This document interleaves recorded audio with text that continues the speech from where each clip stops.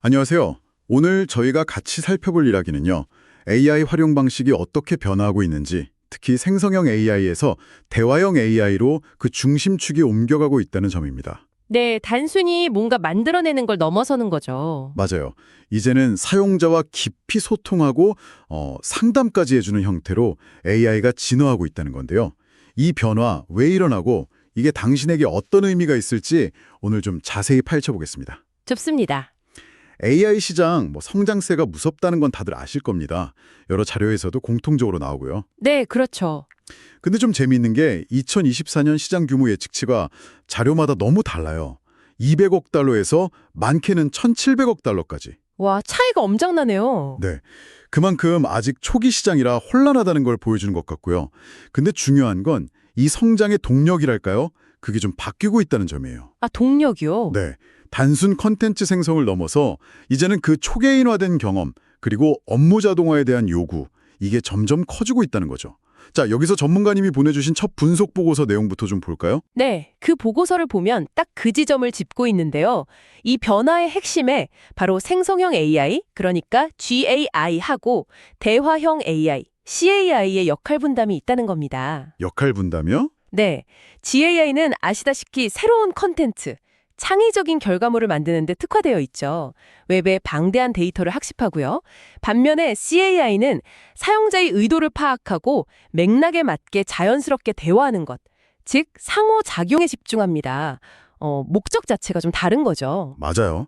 그런데 초기에 그 생성형 AI가 환각 문제 때문에 골치 아팠잖아요. 아, 네, 할루시네이션. 네. 그럴듯하게 막 틀린 정보, 없는 정보를 만들어내는 거요. 특히 금융이나 의료처럼 정확성이 진짜 중요한 분야에서는 이게 치명적일 수 있잖아요. 그렇죠. 신뢰도가 떨어지니까요. 실제로 보내주신 기사 중에도 온라인 쇼핑몰 AI가 막 엉뚱한 가격 알려주고 그래서 문제됐던 사례도 있었고요. 바로 여기서 기술적인 돌파구가 딱 나옵니다. 이게 정말 흥미로운 지점인데요. 네, 바로 RAG, 그러니까 검색 증강 생성 기술입니다. RAG요? 네, 핵심은 이겁니다. AI가 답변을 그냥 만들어내는 게 아니라 그 전에 외부에 신뢰할 만한 최신 데이터 소스를 실시간으로 검색해요. 아, 먼저 찾아보는군요. 그렇죠. 그리고 그 검증된 정보를 바탕으로 답변을 생성하는 방식입니다. 이게 왜 중요하냐면 말씀하신 그 환각 현상을 정말 획기적으로 줄여주거든요. 답변의 정확성, 신뢰도가 확 올라가는 거죠. 와, 실제로 포레스터 분석 자료를 보면 RAG 도입 후에 사실 오류가 거의 70% 가까이 줄었다는 결과도 있어요. 70%나요? 대단하네요. 네. 그리고 특정 정보만 딱 활용하니까 비용 효율성도 좋아지고요. 이게 바로 대화형, 상담형 AI로 넘어가는 걸 기술적으로 가능하게 한 결정적인 요인이라고 볼 수 있습니다. 와, 70% 감소라니?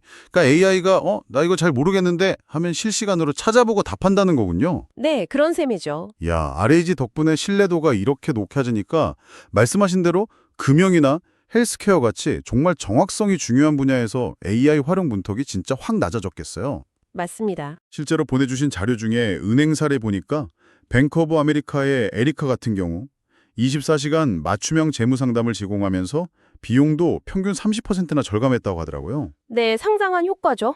그리고 신한은행 AI1처럼 내부 업무 자동화하는 사례도 되게 인상 깊었고요. 헬스케어 분야도 마찬가지입니다.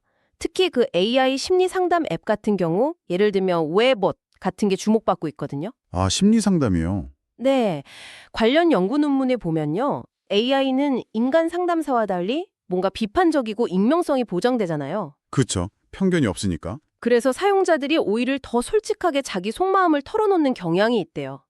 정서적 지원이 필요한 사람들에게는 이게 또 새로운 접근법이 되는 거죠. 흥미롭네요. 물론 깊이 있는 공감이라든지 복잡한 관계 문제 해결에는 아직 한계가 있다는 지적도 당연히 있고요.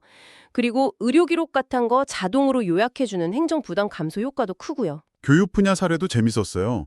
듀오링고 맥스 같은 거 보면 그냥 정답만 알려주는 게 아니라 왜 틀렸는지 설명해주고 역할극처럼 대화 연습까지 시켜주잖아요. 네, 맞아요. 인터랙티브하게. 이건 단순 정보 전달이 아니라 진짜 코칭받는 느낌에 가까워지는 것 같아요. 그렇죠.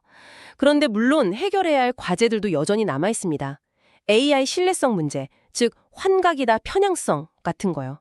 RAG로 많이 개선되긴 했지만 이게 완전히 사라진 건 아니거든요. 아, 여전히 중요하군요. 네, 결국 AI 성능은 학습 데이터의 품질에 달려있기 때문에 기업들이 자기 고유의 AI-ready 데이터를 얼마나 잘 확보하고 관리하느냐, 이게 핵심 경쟁력이 될 겁니다. AI 레디 데이터요. 그건 뭔가요? 그건 그냥 데이터가 많다는 뜻이 아니고요. AI가 학습하고 활용하기 좋게 잘 분류되고 라벨링 되어 있고 또 최신 상태로 일관성 있게 관리되는 고품질 데이터를 의미합니다. SS 보고서에서도 이 데이터 준비의 중요성을 엄청 강조하고 있죠. 결국 데이터 품질이 핵심이군요. 아, 그리고 딥페이크 같은 사회적 윤리적 문제도 빼놓을 수 없겠죠. 네, 정말 심각한 문제입니다. 기술은 막 발전하는데 제도나 논의는 좀 더딘 것 같아서요. 혁신과 책임 사이에서 균형점을 잘 찾아야 할 텐데요. 삼성이나 우리은행처럼 기업 차원에서 윤리 가이드라인 만드는 움직임도 그런 노력의 하나로 볼 수 있겠고요. 맞습니다. 앞으로 전망을 좀 보면요. AI가 점점 더 스스로 판단하고 작업을 수행하는 AI 에이전트 시대로 갈 거라는 예측이 많습니다. AI 에이전트요? 네. 가트너 같은 곳에서는 2028년까지 일상 업무의 한 15% 정도를 AI 에이전트가 결정할 거라고 보더라고요. 와, 15%나요? 네. 한편으로는 거대 언어 모델 LLM 있잖아요. 이건 점점 더 보편화될 거고요. 대신 특정 산업이나 작업에 아주 고도로 특화된 소규모 언어 모델 SLM의 중요성이 커질 겁니다. SLM이요? 네, Small Language 모델인데 이게 특정 분야에서는 LLM보다 더 효율적이고 비용 효과적이고 또 정확할 수 있거든요. LLM이 만능 스위스 칼이라면 SLM은 아주 정교한 전문 도구라고 비유할 수 있겠네요. 아하, 그렇군요. 결국 어떤 AI 모델을 쓰느냐 자체보다는 우리 기업만을 고유하고 잘 정제된 데이터를 가지고 뭘 할 거냐, 이게 관건이 되겠네요. 정확합니다. 그리고 AI가 사람을 대체하는 게 아니라 반복적인 업무는 좀 덜어주고 인간의 역량을 더 키워주는 그런 보조도구, 코파일럿으로서 협업하는 방향으로 가야 한다는 점도 여러 자료에서 공통적으로 강조하고 있고요. 네, 그게 핵심이죠. 협업 모델. 자, 그럼 정리를 좀 해보면요.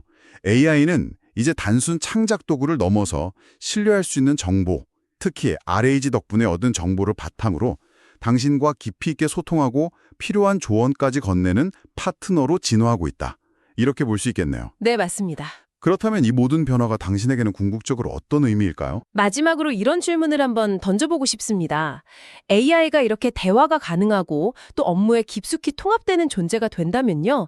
당신의 업무 방식뿐만 아니라 일상적인 학습이나 의사결정 과정에서 협업이라는 것의 정의 자체가 어떻게 달라질 수 있을까요? 아, 협업의 정의 자체가 바뀐다? 네, 미래에 당신은 AI와 어쩌면 예상치 못한 혹은 굉장히 의미 있는 대화를 나누게 될지 한번 상상해 보시는 것도 흥미로울 것 같습니다.